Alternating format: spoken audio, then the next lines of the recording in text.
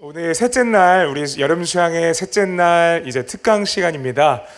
이번 우리가 수양회 동안의 특징 중에 하나가 오후 4시부터 5시까지 여러분께서 성경적 가치관으로서 세상을 바라볼 수 있도록 우리가 기독교 세계관을 함께 특강으로 듣고 있습니다.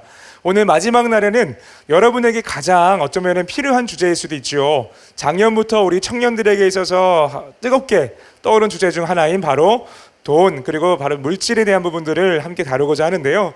먼저 우리가 이 시간 교수님, 제가 먼저 말씀 봉독을 한 다음에 오늘 강의를 섬겨주실 교수님을 소개하도록 하겠습니다. 예, 우리 함께 잠언 10장 22절 말씀을 읽도록 하겠습니다. 잠언 10장 22절입니다. 네, 함께 읽겠습니다. 하나님의 말씀입니다. 여호와께서 주시는 복은 사람을 부하게 하고 근심을 겸하여 주지 아니하시느니라. 아멘. 예, 우리 오늘 모실 교수님께서는 조성표 교수님이시라는 분이십니다. 현재 1986년 3월부터 경북대 경영학부에서 함께 교편을 해서 우리 학생들을 가르치고 계시고요. 또 2018년과 19년도에는 한국회계학회 회장까지도 영입하셨습니다. 그리고 현재도 한국 기독교 세계관 학술 동역회에 같이 섬기고 계시고요. 무엇보다도 이것을 제일 자랑스럽게 여기셨는데 현재 대구 성도교회 장로님이십니다. 그 어떤 세상 속에서의 직분보다 주님의 몸된 교회를 섬기시는 일에 가장 기쁘게 여기시는 분이십니다. 우리 조성표 교수님 오늘 이 자리에 모실 때 함께 다 같이 두 손 쭉 뻗고 축복하도록 하겠습니다.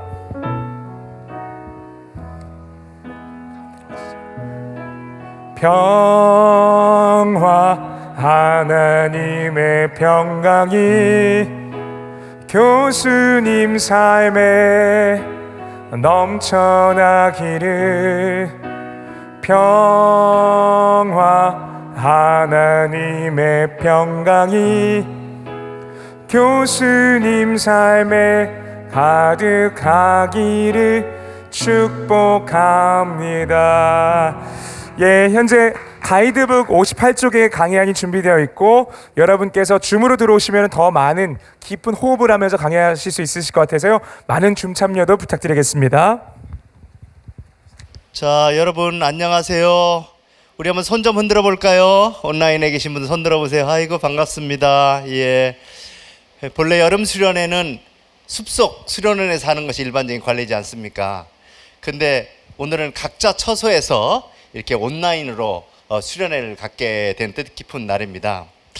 여러 장소에서 여러분들이 수련회를 참가하고 있는 모습을 볼 때 제가 신명기 말씀이 생각이 났어요. 우리는 성전만이 아니라 집에 있든지 나가든지 성전에 있든지 아니면은 집에 있든지 하나님의 말씀을 강론하라는 말씀이 생각이 났습니다. 저는 아까 소개하신 대로 경북대학교 경영학부에서 회계학을 가르치고 있습니다. 저는 하나님께서 우리에게 주신 직업, 전공은 하나님께서 주신 특별한 달란트라고 생각을 했습니다. 아까 말씀하신 대로 30여 년 전에 경북대학교에 갔을 때 참 너무나 하나님께 감사했습니다. 그래서 하나님께 이렇게 기도했습니다. 하나님, 하나님께서 주신 전공인 이 회계를 가지고 하나님께 어떻게 영광을 돌릴 수 있겠습니까? 이랬어요. 그때가 내가 나이가 27살 때야. 참 기특하죠, 그죠? 예? 그런 기도를 했습니다. 그랬더니 하나님께서 수년의 기도 중에 응답해 주셨습니다. 그게 뭐냐? 돈, 그거 내 전공이 아니냐, 이런 말씀을 해주신 거예요. 그래서 이후 돈에 대한 하나님의 말씀들을 계속적으로 연구를 했습니다. 돈, 이거는 우리 모두들의 관심사입니다. 그래서 제가 오늘 사랑의 교회 대학부에 강의를 오게 된 것입니다. 이 사랑의 교회 대학부는 우리 큰아들이 사랑의 교회 대학부 육부 출신이. 그래서 2006년도에 제자훈련을 받는데 얘가 명절이 돼도 집에 내려오질 못하더라고. 결석하면 안 된대. 그래서 내가 이걸 보고서 야, 얼마나 이 훈련 강도가 센지, 이 핵심 리더들을 강하게 훈련시키는 것, 이것이 사랑의 교회 또 우리 한국교회의 힘이다라고 생각을 했습니다. 마찬가지 여러분들도 지금 많은 각자의 여건들이 있을 터인데 이와 같이 온라인을 참가한 것, 이것이 우리 한국 교회의 힘이라고 할 수가 있겠습니다. 자, 그러면은 우리 돈에 대해서 한번 말씀을 나눠보도록 하지요. 자, 성경의 재물관, 하나님의 선물인가 또 다른 우상인가, 여기에 대해서 말씀을 나눠보려고 합니다.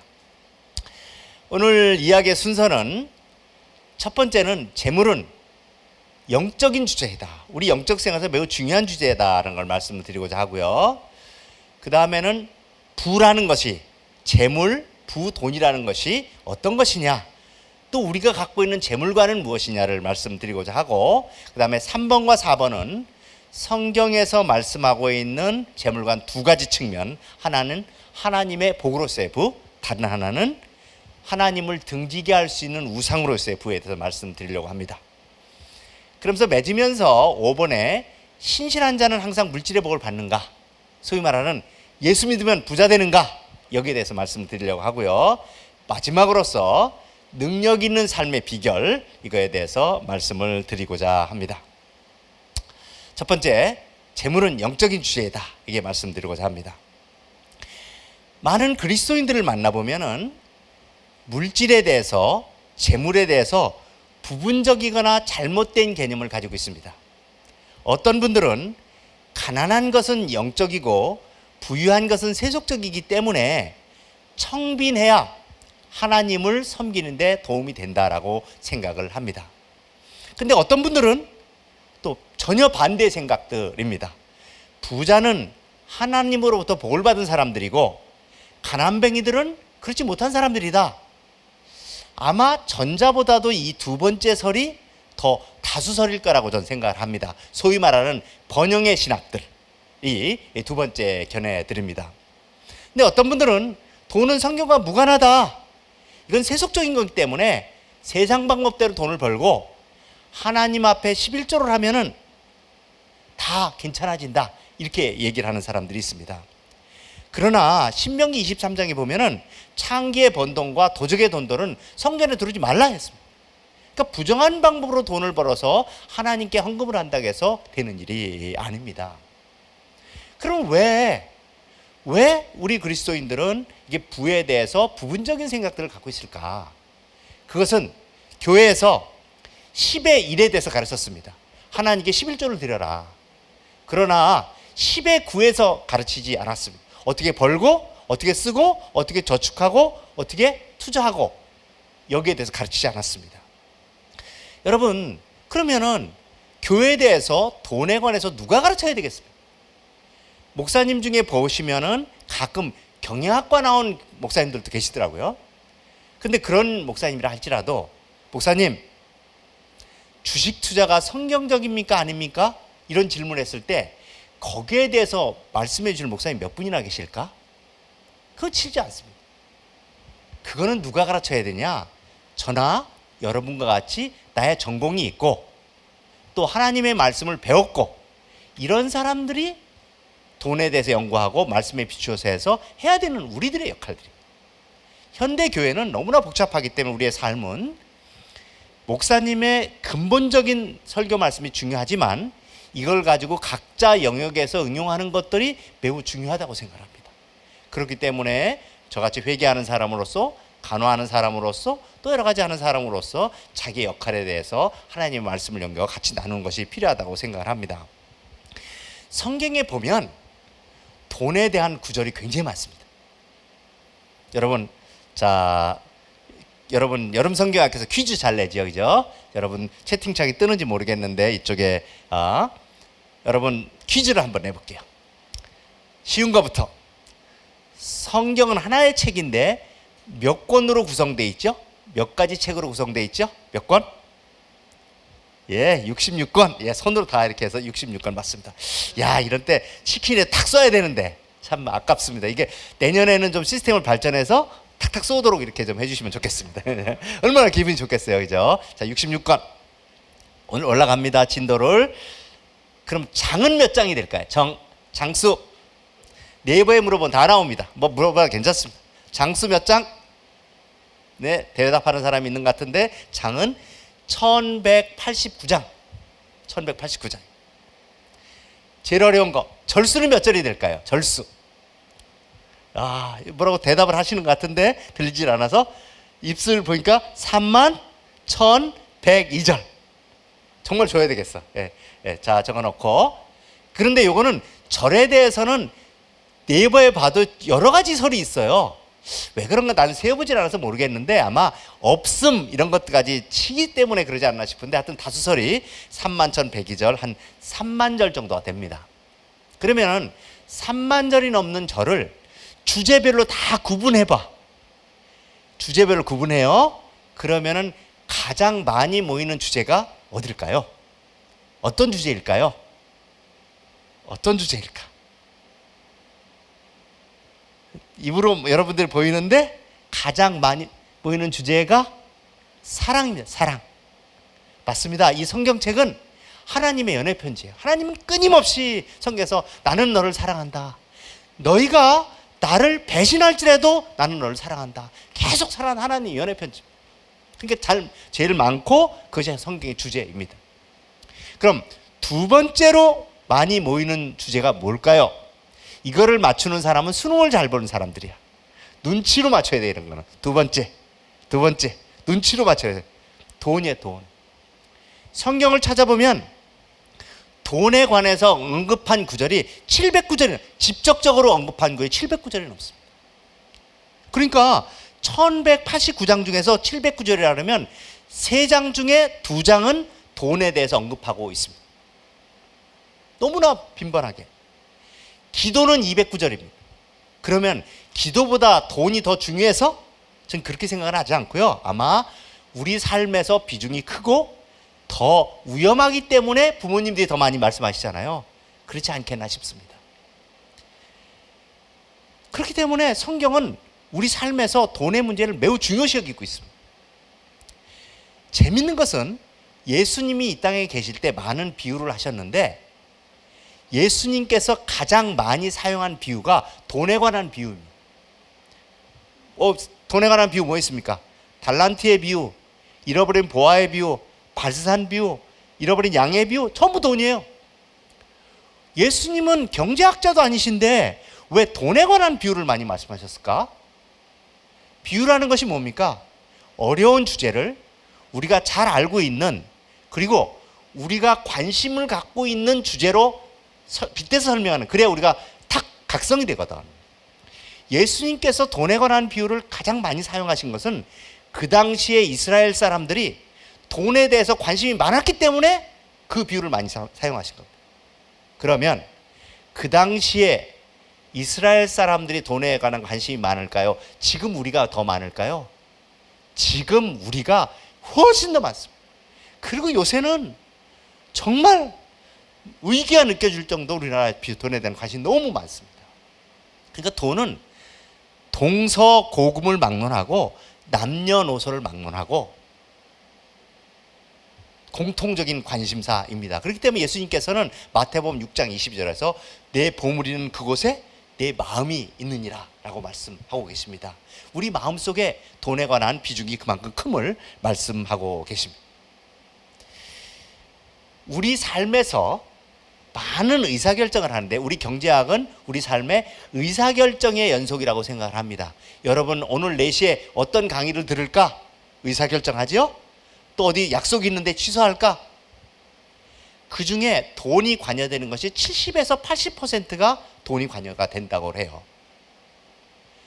이 돈은 굉장히 세속적인 주제 같은데 세계적인 영성학자인 리차드 포스터는 돈, 섹스, 권력이라는 책을 썼습니다.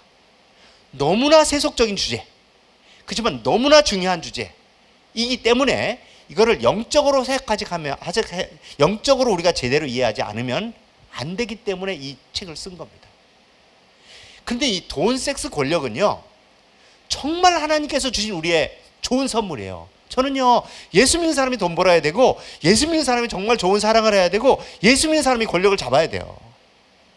그런데 이것이 너무너무 세속적이고 너무너무 위험하기 때문에 이 책을 쓴 겁니다. 여러분 좀 오래된 책이긴 하지만 지금도 통찰력이 있는 책입니다. 그래서 우리 그리스도인들은 돈에 대해서 제대로 해결하지 못하면 우리가 영적 성공한 삶을 살 수가 없습니다. 우리 삶의 70에서 80%가 가정가 되고 있는데, 그런데 돈의 문제는 묘한 특징이 있습니다. 대부분의 욕망은 채워지면 줄어듭니다. 우리가 배가 고파요. 그러면 그냥 사발면 하나 먹고 2개 먹고 그러면 없어지잖아요. 그렇기 때문에 슈퍼 갈 때는 밥을 먹고 가라, 먹지 마라, 먹고 가라 그러잖아요. 안 먹고 가면 욕망이 용서섬 치기 때문에.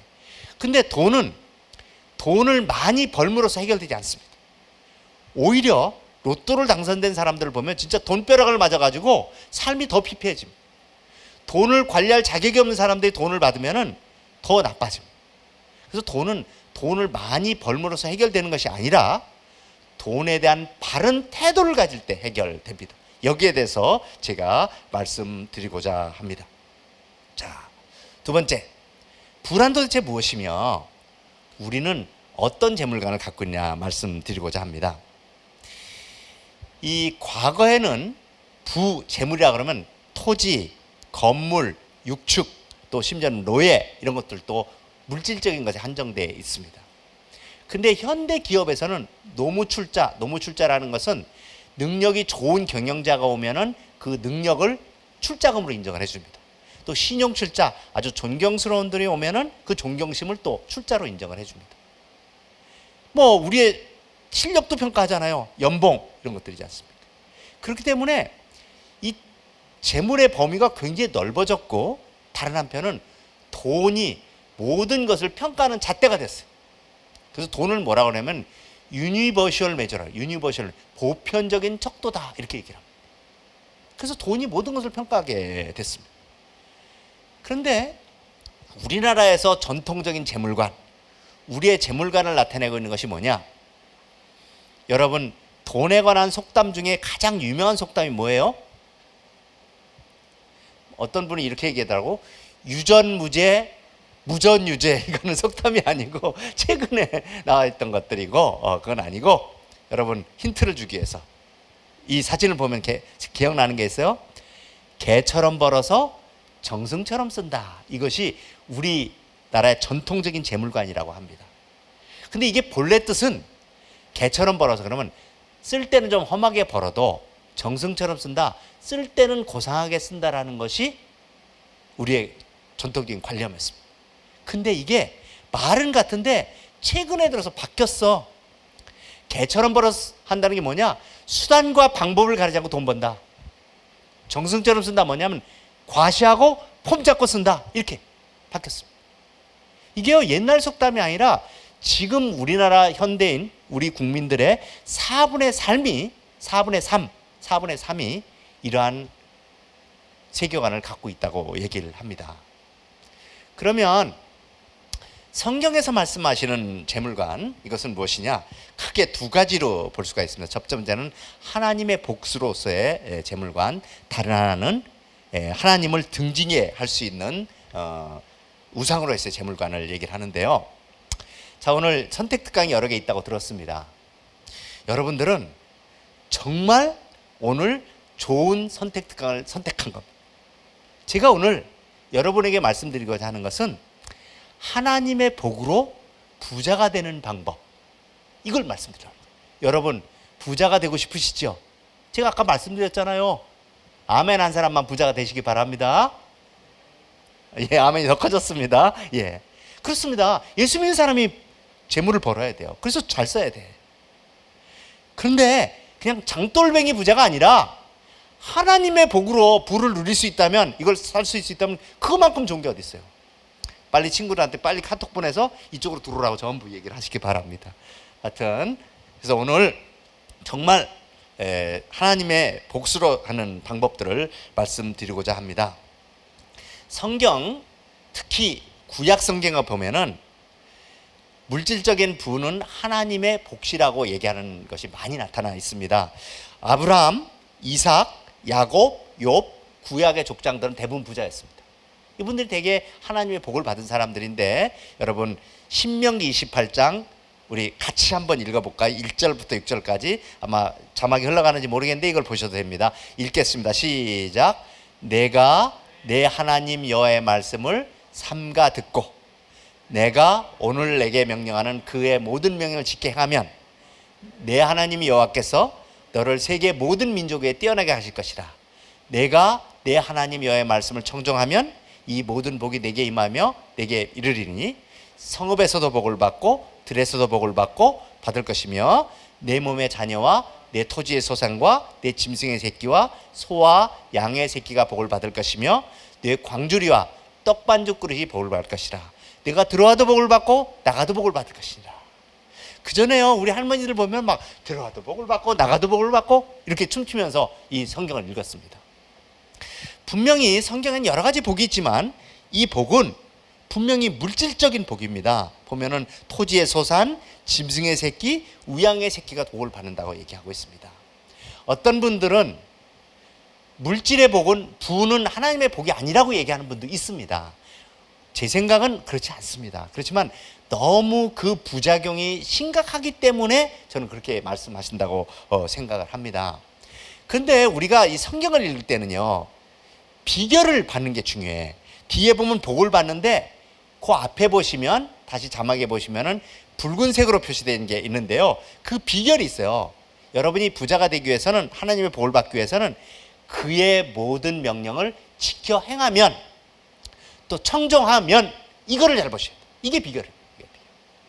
자, 그러면은 하나하나 보도록 하죠. 물론 잠언 15장 16절 말씀처럼 크게 부하고 번뇌하는 것보다 가산이 적어도 여호와를 경외하는 더 나음은 알고 있지만 기왕이면 하나님의 복으로 우리가 복을 받을 수 있다면 얼마나 좋겠습니까? 자, 먼저 솔로몬 왕을 보도록 하죠. 열왕기상 10장 23절에 보면은 솔로몬 왕의 재산과 지혜가 천하의 양보다 큰지라 이렇게 되어 있습니다. 그 당시에 예루살렘은 은이 돌같이 흥했고 백향목이 뽕나무같이 흔했다 이렇게 되어 있습니다. 열왕기상 10장에 보면은요 누가 나오면 스바의 여왕이 나와요. 여왕이 와서 이 솔로몬의 왕국을 방문한 거예요. 왜 방문했느냐? 여러분 스바의 여왕도 왕이고요 솔로몬 왕도 왕입니다. 여러분 리더들, 왕들, 대통령들은요 자존심의 겨루기가 너무너무 세요. 그렇기 때문에 그전에 트럼프 보면 막 이렇게 메르켈하고 싸우고 막 이랬잖아요. 이게 정말 자존심이 강한 놈들입니다. 그 사람 리더들은. 그럼 스바의 왕이 오는 이유는 뭐냐면은 지가 얼마나 부자면 얼마나 지혜로운가 보러 온 거예요. 특히 여왕은 자존심이 얼마나 더 셌겠어요. 근데 스바의 여왕이 7절에 보면 이렇게 얘기를 해요. 당신의 지혜와 복이 나의 들은 소문에 지나도다. 스바의 왕이 와서 보니까 지혜와 건축한 성전을 보니까 정신이 어질어질하였다 이렇게 표현되어 있습니다. 그러니까 그 왕 앞에서 당신의 지혜와 복이 나의 들은 소문에 지나도다, 소문보다 더하도다 얘기한 것은 딱 항복하고 졌다고 하는 거예요. 자존심을 꺾고. 그러면서 이 스바의 왕이 금 120달란트를 선물로 줍니다. 금 120달란트는 얼마쯤 되냐면 지금 돈으로 따지면 600억쯤 돼요. 600억. 그걸 선물로 딱 던지는 거예요. 그리고 그 이분이나 많은 향품과 보석을 선물로 주고 떠납니다.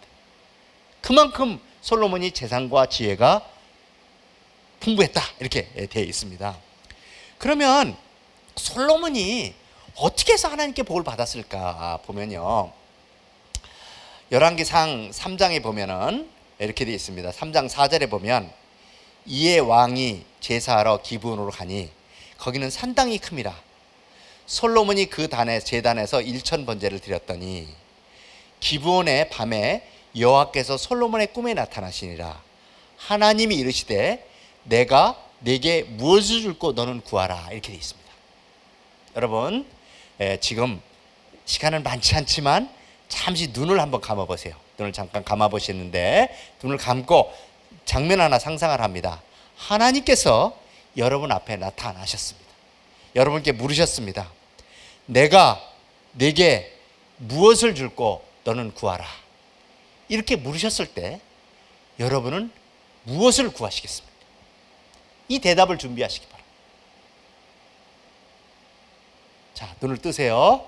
이 대답은 지금 당장 하지 마시고 오늘 저녁에 가서 이 대답을 꼭 여러분 마련하시기 바랍니다. 그러면 여러분은 무엇을 구하시겠습니까? 좋은 신랑감? 좋은 아파트? 좋은 차? 좋은 직업? 하여튼 무엇을 구하든지 간에 가장 소중한 것, 가장 귀중한 것을 구하지 않겠습니까? 내 일생에서 가장 중요하다는 비전을 구하지 않겠습니까? 이 하나님이 물으시는 것은 우리의 가치관을 묻는 거예요. 우리의 비전을 묻는 거예요. 가장 중요한 것이 뭐냐를 묻는 겁니다. 근데 솔로몬이 무엇을 구하냐면 9절에 보면은 이렇게 합니다. 누가 주의 이 많은 백성을 재판할 수 있사오리까? 듣는 마음을 종에게 주사 주의 백성을 재판하며 선악을 분별하게 하옵소서. 이렇게 되어 있습니다. 뭐를 구했습니까? 듣는 마음. 듣는 마음을 구했습니다. 그랬더니 10절에 보면은 솔로몬이 이것을 구하매 그 말씀이 주의 마음에 든지라. 주의 마음에 든지라 되어 있는데 영어로 보면 하나님이 크게 기뻐하셨다. The Lord was pleased that 이렇게 되어 있습니다. 너무너무 기뻐하신 거예요. 11절에 보면은 하나님께서 약간 흥분하셨다는 느낌이 들어요. 뭐라고 되어 있냐면 이렇게 되어 있어요. 이에 하나님이 그에게 이르시되 내가 이것을 구하도다. 내가 이것을 구하도다. 하나님이 너무 좋아하고 흥분했어. 너 이걸 구하느냐? 이런 표현이에요. 자기를 위하여 장수를 구하지도 아니하고 부도 구하지 아니하고 자기의 원수의 생명을 멸하기도 구하지 않아요. 보세요. 부, 돈, 생명, 원수의 생명, 이게 권력이에요. 다 이런 거예요. 구하지 아니하고 오직 송사를 듣고 분별하는 구하를 구하였으니 내가 내 말대로 하여 내게 지혜롭고 총명한 마음을 주노니 내 앞에 너와 같은 자가 없었거니와 내 뒤에도 너와 같은 자가 일어남이 없으리라. 이렇게 말씀하셨어요. 돈은 그 다음에 나옵니다. 내가 구하지 않은 부귀와 영광도 내게 주노니 내 평생의 왕들 중에 너와 같은 자가 없을 것이다. 이렇게. 아니 솔로몬이 구한 듣는 마음이 도대체 무엇이길래 하나님이 그렇게 기뻐하시고 부와 영광과 장수를 부록으로 줬을까? 이 솔로몬이 구한 듣는 마음이라는 것은 하나님의 음성을 듣는 마음, 이해하는 마음이라, 이걸 또 이해하는 마음이라고 번역된 데가 되어 있어요. 하나님의 뜻을 이해하는 마음이고 분별하는 마음, 킹 제임스 번 discerning heart라고 되어 있는데 이것은 하나님의 뜻을 분별하는 마음입니다. 솔로몬이 이렇게 얘기한 겁니다. 아버지 다윗은 목동을 하다가 왕이 된 사람이에요. 근데 솔로몬은 그게 아니라 날 때부터 왕자로 태어났고 왕의 수업을 배웠어요. 당대의 최고 학문을 배웠어요. 근데 솔로몬이 왕제에 올라서 하나님께 이렇게 하는 거예요. 하나님, 내가 왕의 수업을 배웠습니다. 이 시대에 가장 탁월한 학습을 했습니다. 그러나 나 이거 다 버립니다. 오직 하나님의 뜻을 듣고 백성을 백성을 다스리겠습니다. 이렇게 얘기한 거예요. 그러니까 하나님이 너무너무 기뻐하신 거예요. 얘 봐라. 근데 이러한 간증은 사도 바울도 그래요. 사도 바울도 그 당시에 당대 최고 학문을 배웠지만 이걸 다 배설물로 여기느라. 그게 쓸모가 없어서, 내가 배운 회개학이 쓸모가 없어서, 바울이 배운 신학이 쓸모가 없어서 아닙니다. 쓸모가 없는 게 아니라 하나님을 아는 지식이 가장 고상했기 때문에 그거에 비교하면은 하나님의 듣는 마음, 이것이 가장 고상하겠다고 판단을 한 겁니다. 그렇기 때문에 하나님이 너무너무 기뻐하셨고, 그리고 나서 바로 뒤에 뭐가 나냐면 솔로몬의 재판이 나와요. 지혜를 받은 상징의 재판이 바로 뒤에 이어서 나오는 것입니다. 솔로몬이 여호와께 번제와 수은제를 드리고 모든 신복으로 잔치하였더라. 이게 하나님께서 재물을 주신 목적이에요. 나중에 여러분에게 다시 나눌 기회가 있겠지만 하나님이 재물 주신 목적은 나와 가족들을 해서 써라. 두 번째는 하나님과 이웃을 해서라고 말씀하시는 겁니다.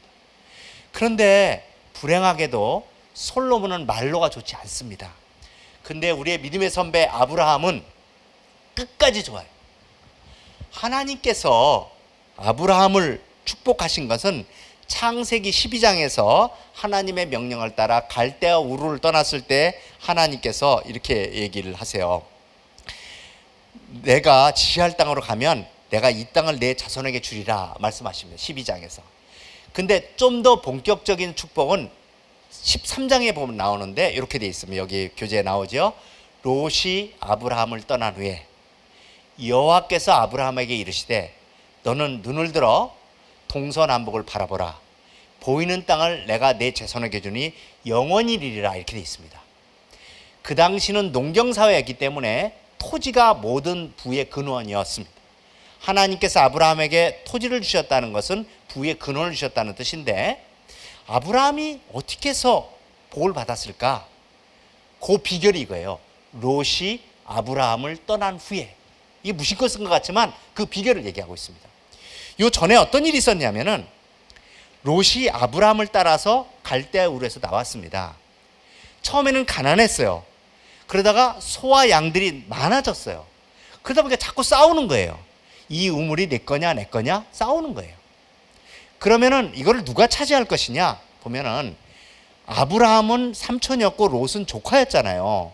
그 당시엔 자식을 죽여도 죄가 안 될 때이기 때문에 아브라함이 얘기할 수 있습니다. 야, 너 저쪽으로 가. 내 이쪽으로 갈게. 할 수 있어요. 그런데 아브라함이 롯이 이렇게 얘기를 해요. 내 앞에 온 땅이 있지 않느냐. 나를 떠나라. 네가 좌하면 나는 우하고 네가 우하면 나는 좌하리라. 조카와 재산 다툼에 깨끗이 양보했을 때 아브라함이 하나님께서 롯이 아브라함을 떠난 후에 이렇게 돼 있습니다. 아브라함은 그 이후에도 끝까지 깨끗합니다. 나중에 또 롯이 빌빌거리다가 북방한들한테 잡혀갔어요. 그래갖고 아브라함이 318인을 데리고 가서 롯을 받아오고 잃어버렸던 재물을 찾아옵니다. 그때 소돔왕이 뭐라고 하냐면은 사람은 나한테 보내고 전리품들은 네가 가지라 그랬어요. 그랬더니 아브라함이 내가 실이나 신들매 하나도 취하지 않겠다라고 소돔왕한테 거절을 합니다. 왜 거절하느냐 이렇게 돼 있어요. 14장 여기 나오면 14장 23장은 내 말이 내가 아브라함으로 치북해 하였다 할까 해요. 이렇게 돼 있습니다. 이게 무슨 소리냐면은 아브라함이 전리품을 가져가면 가져갈 권리가 있습니다. 싸워서 이겼기 때문에. 소돔왕이 돌아다니면서 무슨 소문을 내느냐, 아브라함이 부자가 된 거는 내가 다 줘서 부자가 된 거야, 이런 식으로 소문을 낼까 봐. 아브라함은 분명히 알았습니다. 모든 부의 원천은 소돔왕한테 있는 것이 아니라 하나님께 있다, 이걸 알았습니다. 우리는 내가 부자가 되려면 우리 사장이 내 월급을 올려줘야 된다고 생각을 합니다. 내가 부자가 되려고 그러면 현대 마케팅 이론에 의하면 고객이 나한테 돈을 벌어준다고 생각하는데 아닙니다. 하나님이 나를 복 주셔야 고객이 오는 거고 사장이 월급을 올려주는 것입니다. 그래서 아브라함은 끝까지 깨끗했습니다. 자, 이것을 보면 이분들이 복받은 비결이 뭘까? 이것은 아브라함과 솔로몬 그 많은 사람들을 보면요, 공통점이 물질의 마음을 두지 않았다는 것입니다. 이게 역설입니다. 역설. 성경을 이해하는 원리 중에 하나가 성경에 말씀하는 패러독스를 잘 이해하는 거예요. 자유하되 방종의 기회를 삼지 말아라. 죽고자 하면 살리라. 이게 역설들이에요. 역설들.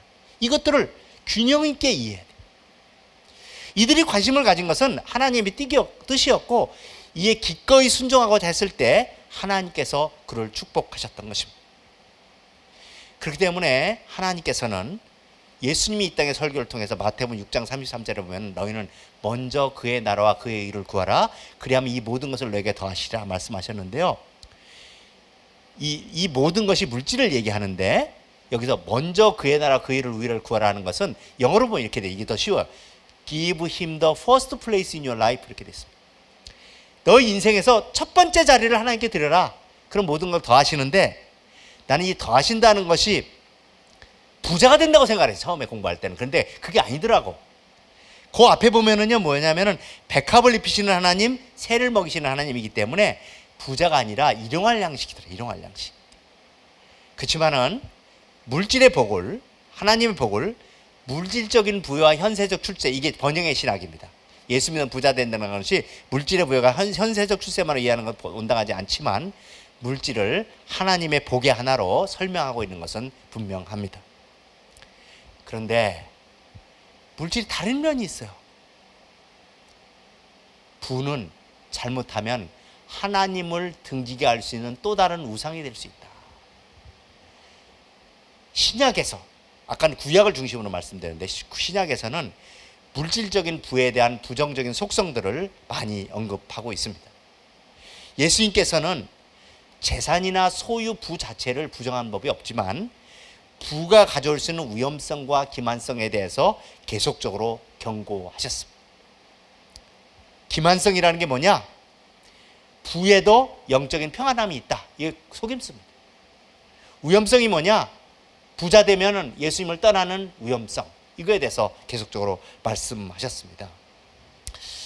자, 신약의 몇 가지 사례를 보면요. 어리석은 부자의 비유는 제가 그냥 넘어가겠습니다. 요거는 여러분들 저기 강의안을 보시면서 보도록 합니다. 두 번째, 부재 관원의 비유. 마태복음 18장에 보면은 나오는데요. 이 부자 관원의 비유는 굉장히 충격적인 사건이었습니다. 제자들이 굉장히 충격을 받은 사건이었고, 이거는 마태복음, 마가복음, 누가복음, 공관복음서 세 군데 다 매우 자세하게 기술되어 있습니다. 자, 부자 관원의 이야기를 한번 볼게요. 제가 누가복음 18장 18절부터 읽겠습니다. 어떤 관리가 물어 이르되 선한 선생님이여 내가 무엇을 하여야 영생을 얻으리까?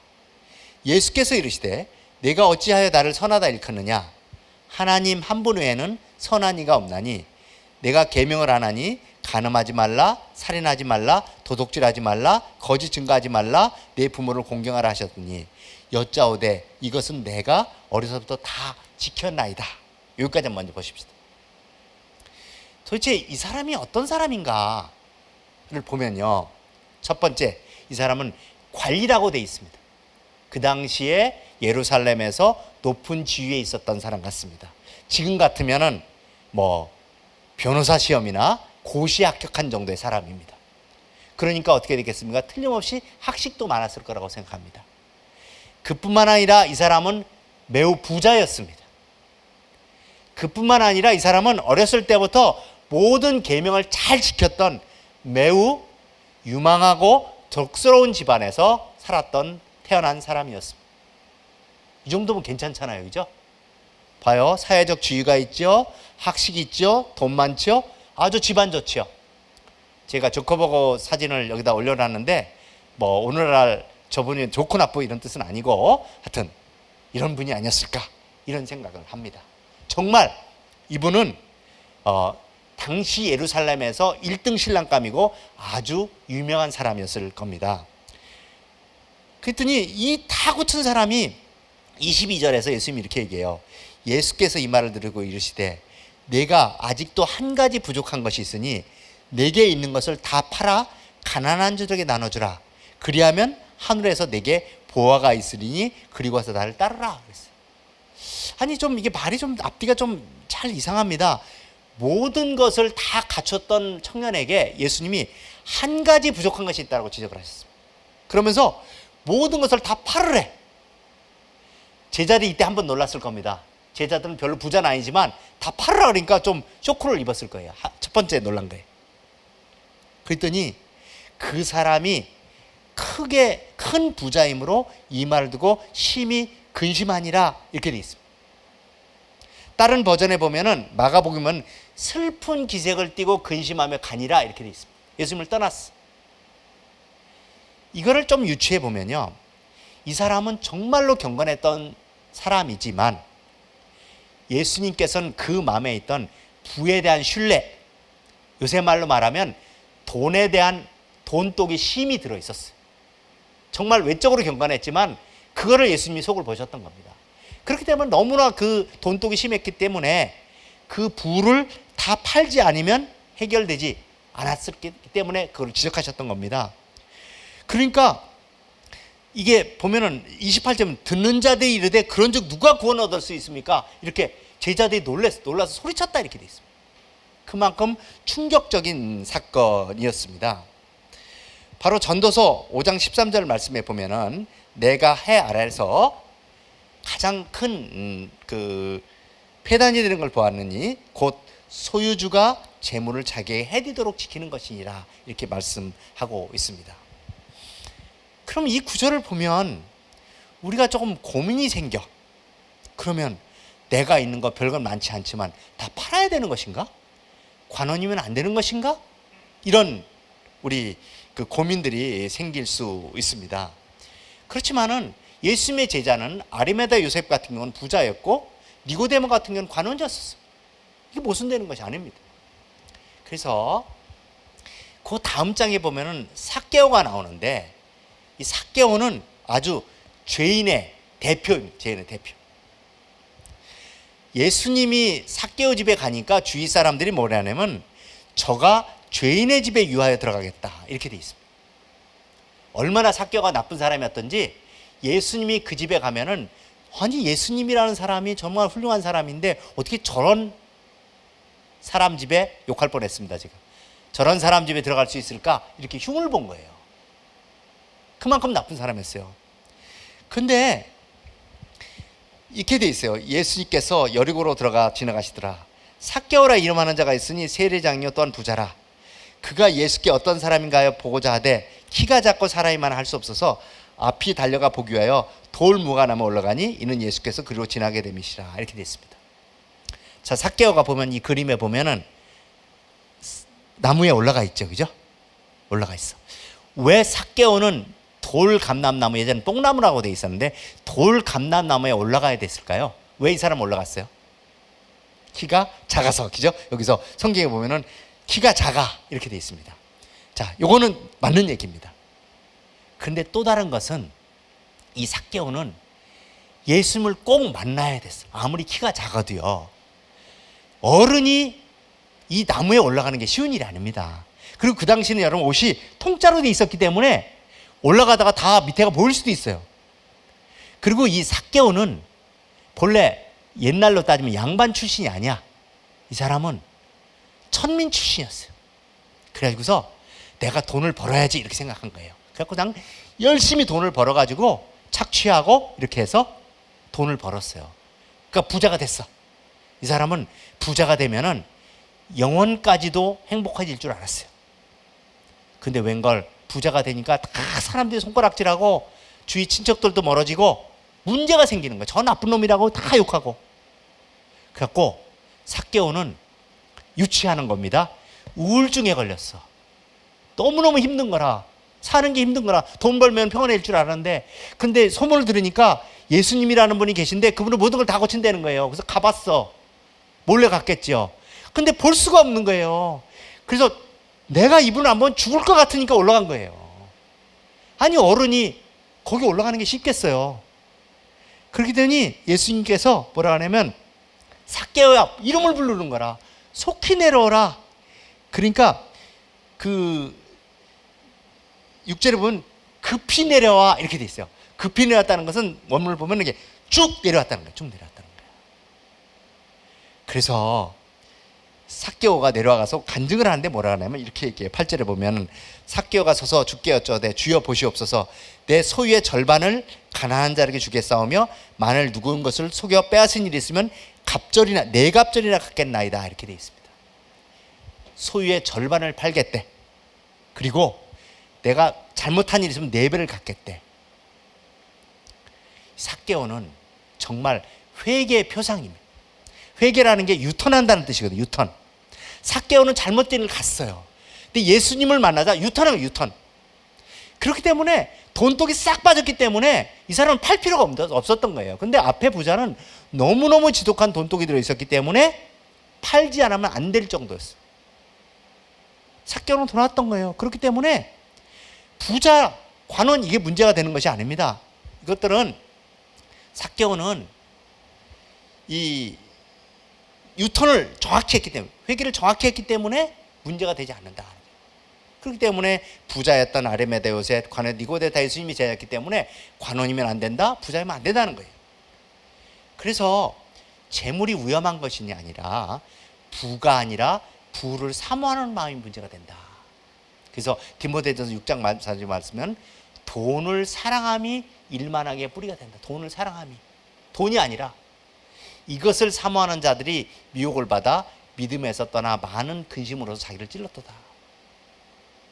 근데 단순히 부가 위험할 뿐만 아니라 예수님께서는 또 다른 우상임을 말씀하고 계십니다. 마태복음 6장 24절에 보면은 한 사람이 두 주인을 섬기지 못할 것이니 혹 이를 미워하며 혹 저를 사랑하거나 혹 이를 중요하며 저를 경여김이라.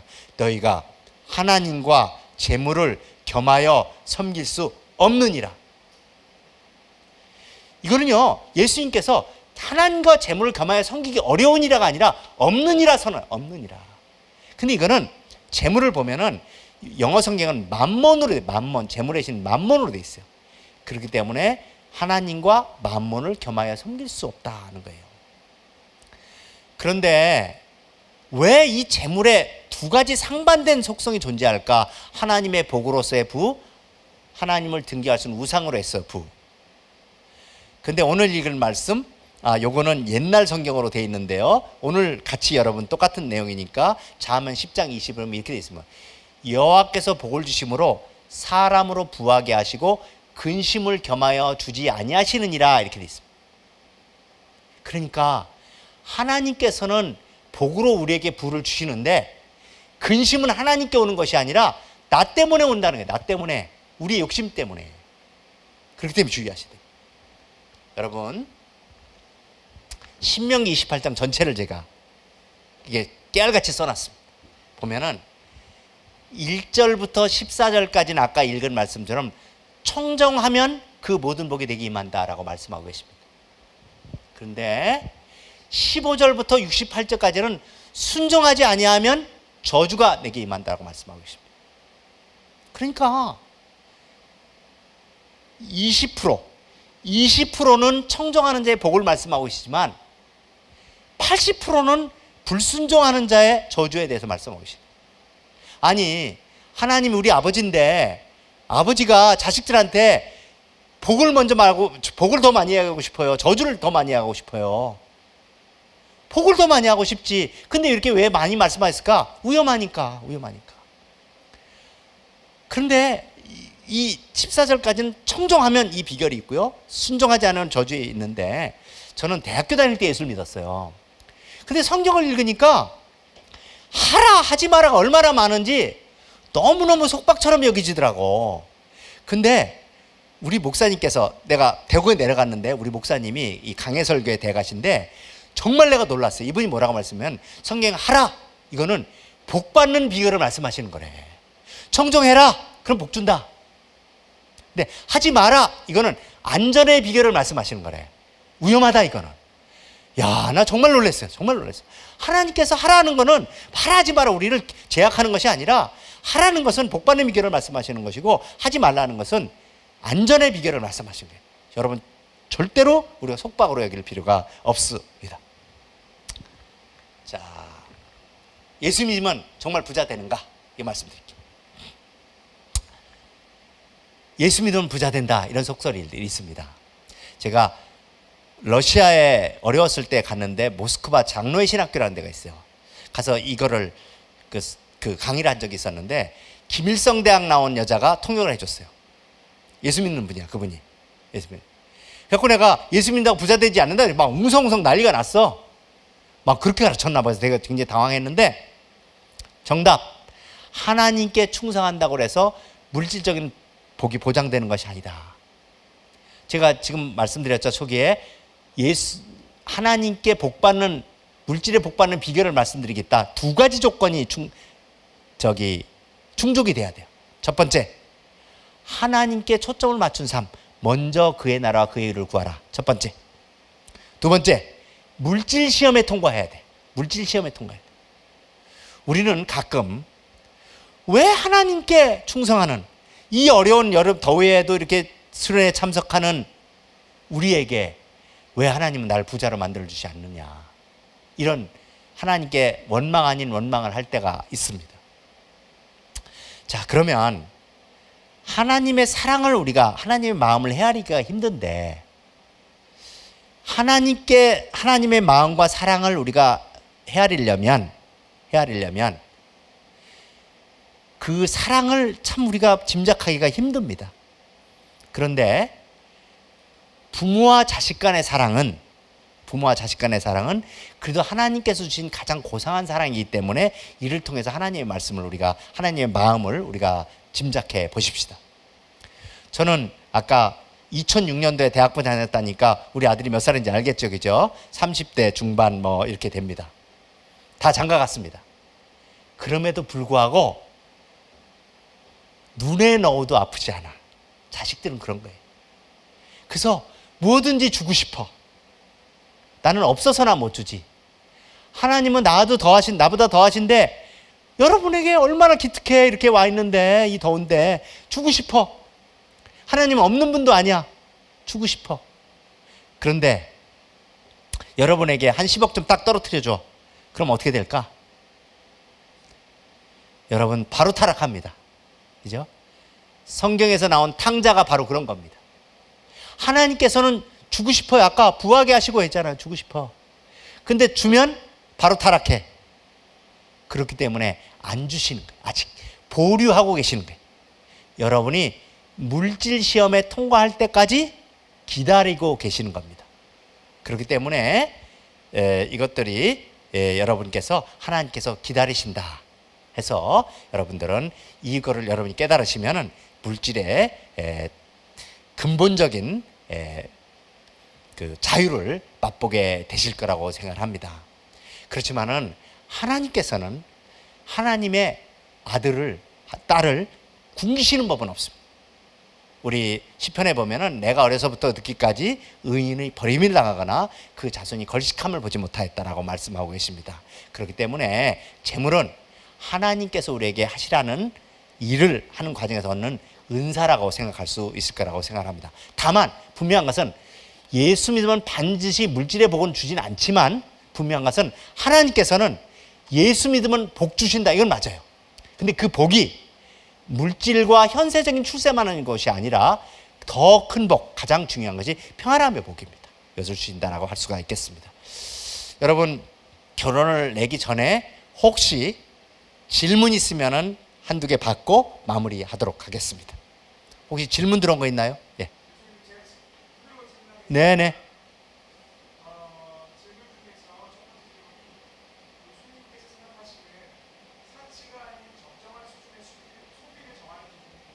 네네네. 예. 제 다른 강의를 여러분 들으셨는지 들으신 것 같은데, 우리가 재물을, 하나님께서 우리에게 주신 재물을 소비하고 먹고 마시는 건 하나님께서 주신 것이기 때문에 합당합니다. 근데 소비에서 두 가지로 구분해요. 첫 번째는 기본적인 필요를 위한 소비, 두 번째는 사치한 욕망을 위한 소비로 구분을 합니다. 하나님께서는 기본적인 필요를 위한 소비는 하나님께서 합당하다고 말씀하시지만 사치한 욕망의 소비는 하나님께 정죄하고 계십니다. 근데 그것을 어느 선 긋기가 쉽지 않습니다. 예를 들어서 신발은 몇 켤레나 있을 것이 기본적인 필요일까? 이게 쉽지 않습니다. 다만 여러분이 소비하실 때 이런 질문 한번 해보세요. 없으면 안 될까? 없어도 번틸만 할까? 그러면 한 번쯤은 소비를 연기하시기 바랍니다. 특별히 사치한 소비 중에 대표적인 소비가 과시적 소비. 남한테 과시하기 위해서 하는 소비. 이것은 사치한 욕망이라 할 수가 있겠습니다. 그래서 기본적인 필요는 한 번쯤은 소비를 연기하시라, 이렇게 얘기할 수 있겠습니다. 예. 네. 그리고 하나만 더 말씀드릴 네. 질문하겠습니다. 주식 투자와 부동산으로 돈을 버는 것을 어떻게 바라봐야 될까요? 일을 해서 돈을 버는 것만 성경적으로 돈을 버는 방법일까요? 예. 저는 투자 필요하다고 생각을 합니다.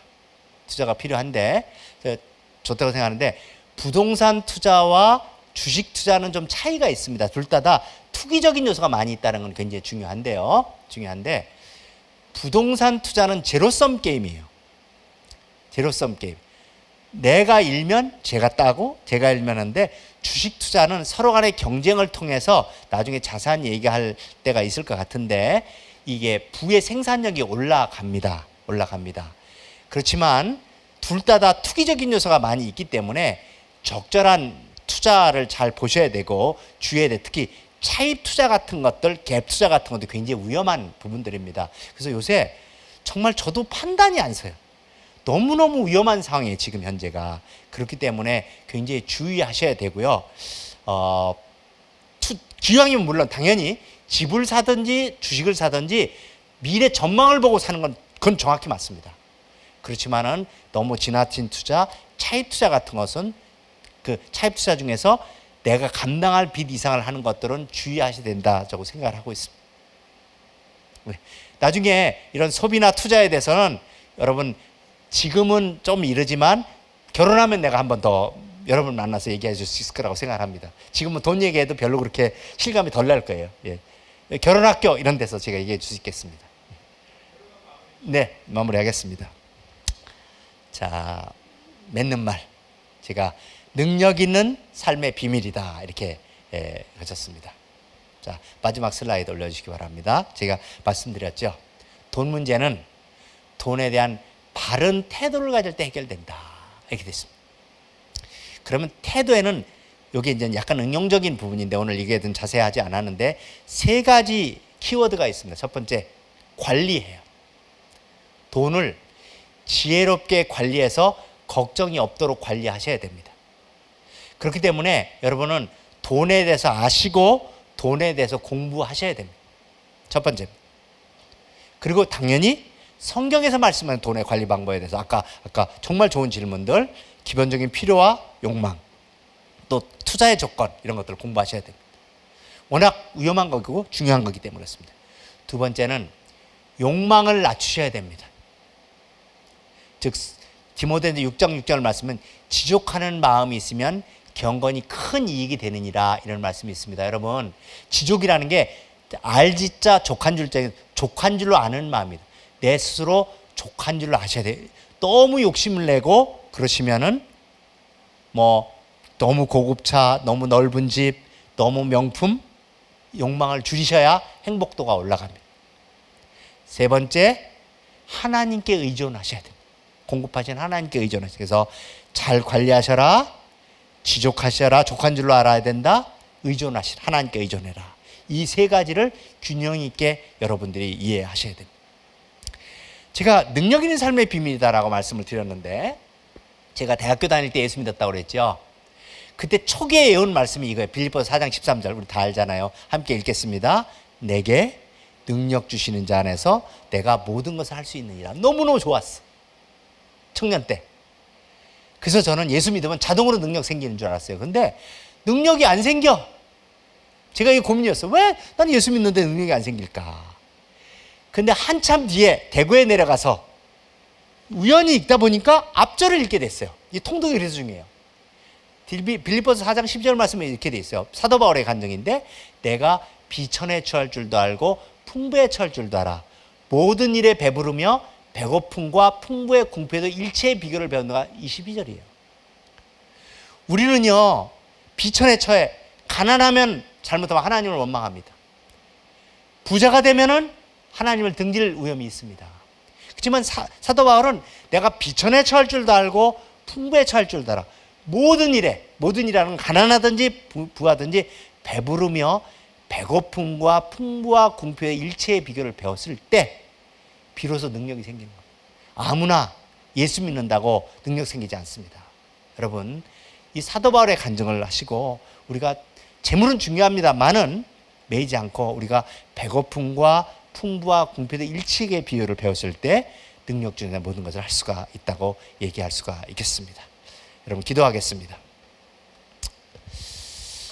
아버지 하나님 은혜와 사랑을 감사합니다.